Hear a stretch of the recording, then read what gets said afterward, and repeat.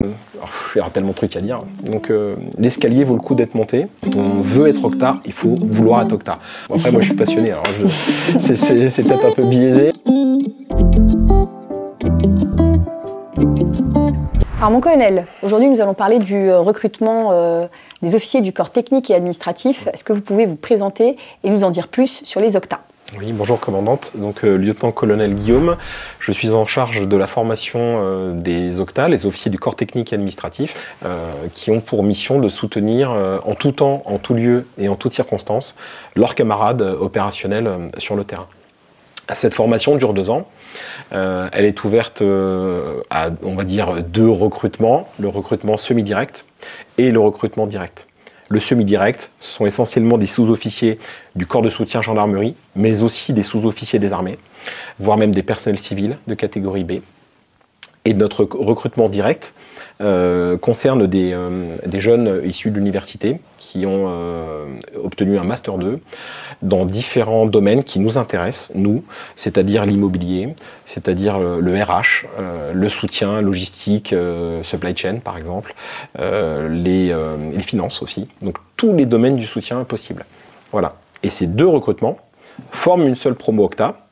On est passé de quasiment 17 élèves par an à 25 cette année. On voit bien la dynamique que j'évoque souvent, une belle dynamique en faveur du corps de soutien, avec une promotion totalement intégrée avec celle de leurs camarades de terrain. Alors justement, les octas et les officiers de gendarmerie, les OG, sont formés ensemble. En quoi c'est important qu'ils fassent cette formation de 2 ans ensemble ? Alors c'est pas important, c'est très important.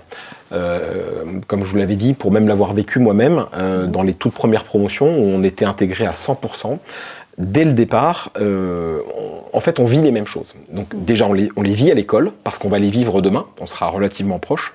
Ça permet déjà dès le départ de mieux nous connaître, tant pour les process que la connaissance des matériels, des équipements, des véhicules, de la manière de travailler, d'avoir le même langage. Les opérationnels comprennent qu'on les soutient, nous comprenons qu'ils ont besoin de nous, et il n'y a pas de perte en ligne en fait sur ce soutien. Le fait de ne pas être séparés, je pense, contribue véritablement à une grande cohésion du corps. On est tous officiers de la gendarmerie. Voilà. Et ça c'est une véritable force. Et alors, quelle est la différence principale entre les officiers du corps technique et administratif et les officiers de gendarmerie, pour ceux qui ne comprennent pas encore bien ce qui les distingue ? Alors, ceux qui les distinguent, d'apparence, on est habillés de la même manière. On est équipés de la même manière. Nous sommes armés aussi. Nous pouvons, comment dirais-je, évoluer dans les mêmes environnements, sauf que dans la, comment dirais-je, dans la chaîne de commandement, un octa aura de toute façon, n'aura pas sous ses ordres, par exemple, des sous-officiers de terrain.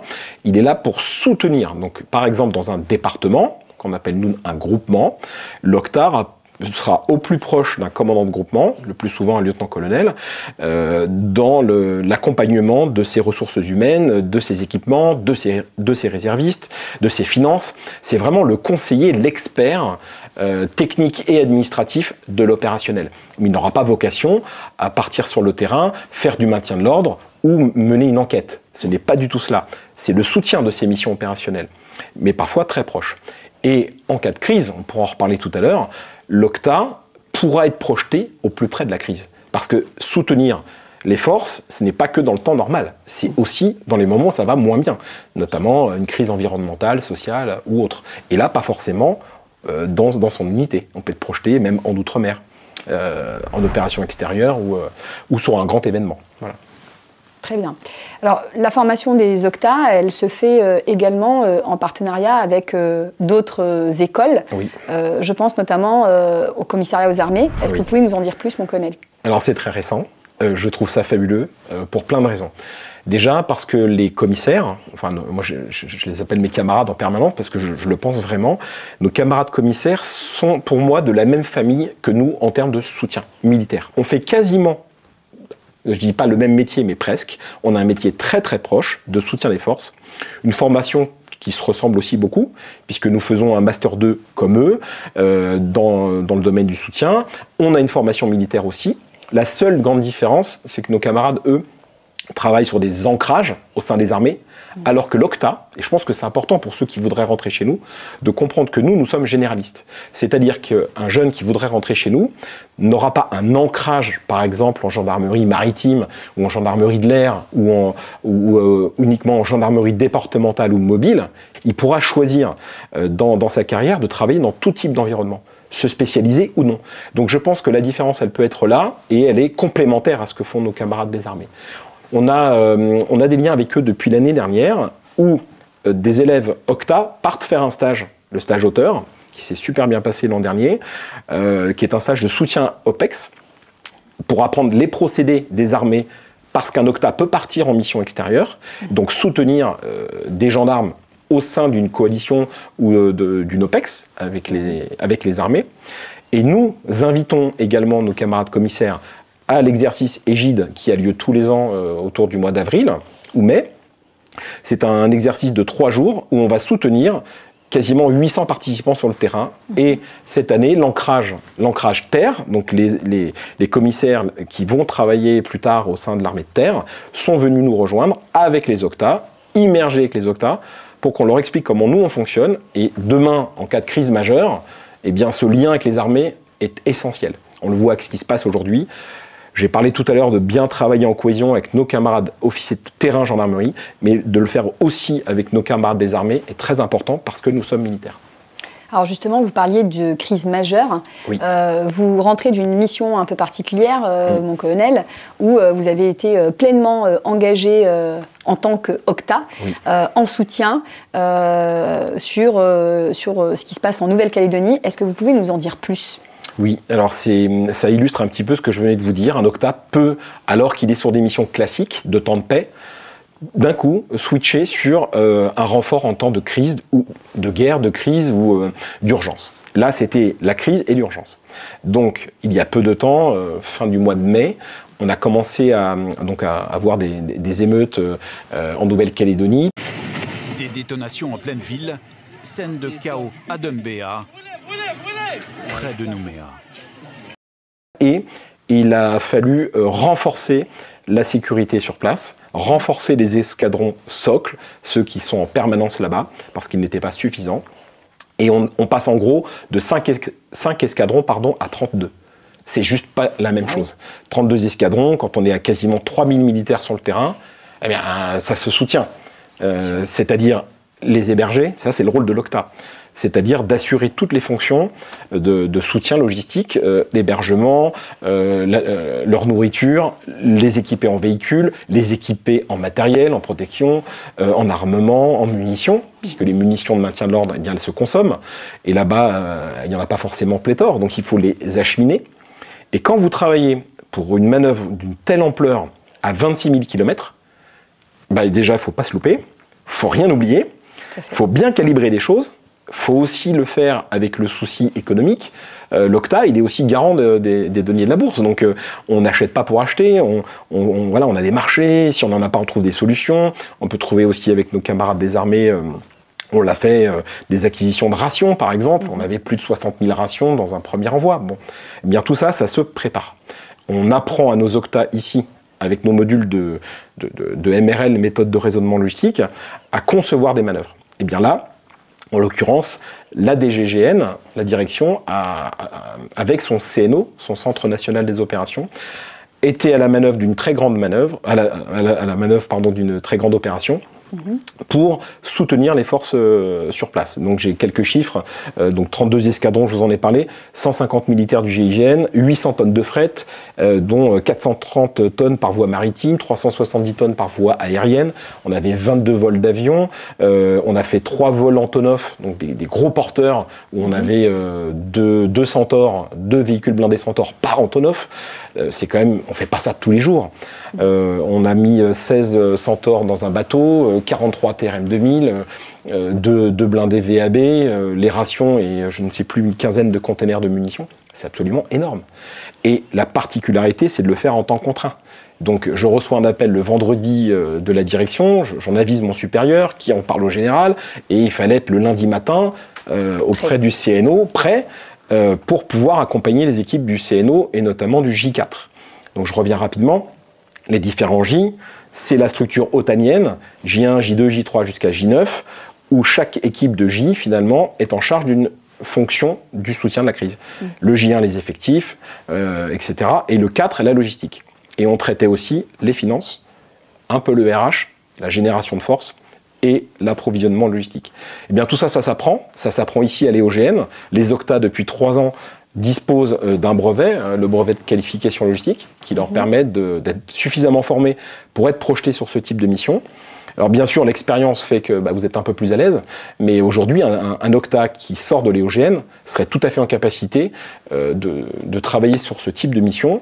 J'en veux pour preuve 2 élèves Octa du premier groupement, c'est-à-dire sortis de 2e année, qui nous ont rejoints dans l'équipe du CNO. J'avais donc avec moi la chance d'avoir 2 élèves, plus que j'ai pu former ici, en renfort, puisqu'ils étaient en stage, et qui étaient intégrés à la manœuvre, jeunes lieutenants. C'est une expérience en général qu'on acquiert soit quand on est en fonction en J4, soit en cas de crise, qui n'arrive pas tout le temps, heureusement. Donc c'est une chance pour eux. C'était aussi une chance pour moi de ne pas me retrouver tout seul avec tout ce qu'il y avait à faire, avec notre équipe. Et ils ont fait un travail absolument fabuleux. On en a même projeté un à Toulon qui a été en charge de vérifier que tout ce qu'on mettait dans le bateau était conforme et de travailler le lien avec les armées. Le dédouanement, tous les documents administratifs, vérifier concrètement que ce qu'on avait envoyé était bien là. Et bien ça, c'est une plus-value. En plus, ils savaient de quoi ils parlaient. Et ce langage qu'on a avec les armées, que l'on apprend par exemple au stage de Bourges, puisque les armées nous offrent depuis 13 ans maintenant un très beau stage de logistique opérationnelle pour les Octa, eh bien le fait de se connaître, d'avoir les mêmes codes, le même langage de militaires logisticiens, c'est précieux. C'est une plus-value énorme. Et c'est parce que c'est la façon de le faire militairement. Quand on parle de statut militaire, c'est la manière de le faire qui est militaire. Les mêmes codes, les mêmes langages, les mêmes process, on se comprend. C'est fluide, ça marche bien, et on applique la même méthode. Je pensais à ça, je fais la pub pour le petit fascicule OL qu'on a rédigé au DESO. C'est un petit fascicule de gestion de crise pour un Octa. C'est un pense-bête, on a tout dedans. Comment on rédige nos ordres logistiques, on a tout. Et bien ça nous vient des armées. On l'a juste transposé pour nous en gendarmerie. On n'invente rien, on applique les méthodes de la logistique militaire, ni plus ni moins. Donc une mission intense, exceptionnelle. Qu'est-ce qui vous aura le plus marqué ? Bon, déjà 6 semaines, de ne pas savoir quand ça finirait, de se dire qu'on a vraiment envie d'aller au bout de tout ce qu'on peut pour que nos forces sur place ne manquent de rien. On a même projeté des Octa sur place. Il faut quand même savoir qu'on a eu 5 Octa projetés, 9 Octa, 4 CSTAGN sous-officiers, donc c'est quand même pas rien, pour être le J4 miroir sur place. Voilà. Donc ça c'est quand même des belles opportunités pour eux de pouvoir faire ça. Moi, ce qui m'a marqué, c'est... D'abord, je n'ai pas vu le temps passer. Je n'ai pas vu le temps passer. Ce qui m'a marqué, c'est de travailler dans une grande cohésion avec la DGGN, qui avait déjà amarné depuis un moment, parce qu'ils avaient traité le début, on avait des grandes amplitudes de travail, une très bonne ambiance au sein du CNO, des équipes, et surtout OG Octa. C'est-à-dire qu'il n'y a pas de différence. On n'est pas là à se dire qui est OG, qui est Octa. On arrive avec notre expertise, et on travaille ensemble à la manœuvre globale. Donc moi, ce qui m'a marqué, c'est vraiment la fusion des équipes, c'est ce bon état d'esprit au sein du CNO, la bonne interaction aussi avec les équipes locales, parce qu'on se connaît tous, les logisticiens, on se connaît, donc ça matche bien. Et aussi la bonne synergie avec nos équipes en backup au Blanc, parce que souvent on les oublie, donc c'est l'occasion de les citer. Nos camarades du Blanc. Le Blanc, c'est notre centre de logistique nationale, notre commandement du soutien qui se trouve dans l'Indre, dans le 36, mais sans eux, ça ne marche pas. Donc l'ADG pense, l'ADG donne les grandes directives, nous on essaie de les mettre en musique, et nos camarades du CNSL le vivent au quotidien. Ils ont géré tous ces convois. Donc c'est cette synergie de tous ces acteurs-là, moi ça m'a marqué. Et je l'ai vu dans plusieurs crises où j'ai pu participer, voilà, d'avoir affaire entre nous, entre experts, à des gens qui savent de quoi ils parlent et qui ont vraiment la satisfaction du travail bien fait pour nos camarades. On voit bien quand ça fonctionne, c'est ça la récompense, elle est là, c'est quand ça a marché, quoi. D'accord. Ça, je retiendrai ça. Vous pensez que c'est quoi les qualités principales requises pour être un bon officier du corps technique et administratif? Je dirais déjà tout de suite de savoir où on va. On n'arrive pas en embrassant cette carrière-là par hasard. Quand on veut être octa, il faut vouloir être octa. On doit savoir exactement où on met les pieds. C'est pas, voilà, je fais pas un choix pur opérationnel de terrain, je fais un choix d'officier du soutien du terrain. Donc déjà bien comprendre sur quoi je pars. Je dirais une patience aussi, parce que tout vient pas comme ça. Le goût le goût de l'aventure aussi, parce qu'on peut être projeté. Donc ça c'est sympa aussi de se dire qu'on peut travailler pas que sur des cas du quotidien, de pouvoir être disponible. Avoir le souci, comment dirais-je, de satisfaire son chef, de se dire, voilà, de comprendre qu'est-ce que le chef veut, d'avoir cette curiosité-là. Qu'est-ce que le chef veut pour mener à bien sa mission? Voilà. Le sens de l'organisation aussi. Un grand sens de l'organisation, logisticien ou pas. Hein. Le souci de que tout soit bien ordonné, peu importe son domaine, parce que c'est ce qui fera que la musique, que les notes qui seront bien mises sur la partition feront une belle musique, quoi. Voilà, c'est ça. C'est le souci de l'organisation, le souci de l'autre, voilà. Oui, donc de la méticulosité, de l'altruisme, en quelque sorte. Oui, vraiment. Parce qu'on est au service de l'autre, en fait. On est concrètement au service de l'opérationnel. Et il y a tellement de trucs à dire. Bon, après, moi, je suis passionné. C'est peut-être un peu biaisé, mais vous voyez, moi, ça fait 24 ans maintenant. Hein, je suis rentré il y a très longtemps et avec la possibilité de passer les étapes des passerelles, des concours internes. On parlait des semi-directs. Aujourd'hui, un jeune peut faire une très belle carrière, même en commençant au tout début de l'échelle. Hein. Donc l'escalier vaut le coup d'être monté. Il est possible de le faire. Il y a de très très beaux métiers. Une grande richesse, je dirais aussi, dans les offres proposées de postes. Et des possibilités de mission qui sont de plus en plus intéressantes, puisque, alors, j'ai envie de dire malheureusement, il y a de plus en plus de crises, mais ça nous demande aussi une grande exigence dans la formation et puis dans la réponse à apporter demain. Très bien. Merci beaucoup, mon colonel, pour tous ces éléments. Je vous en prie, avec plaisir.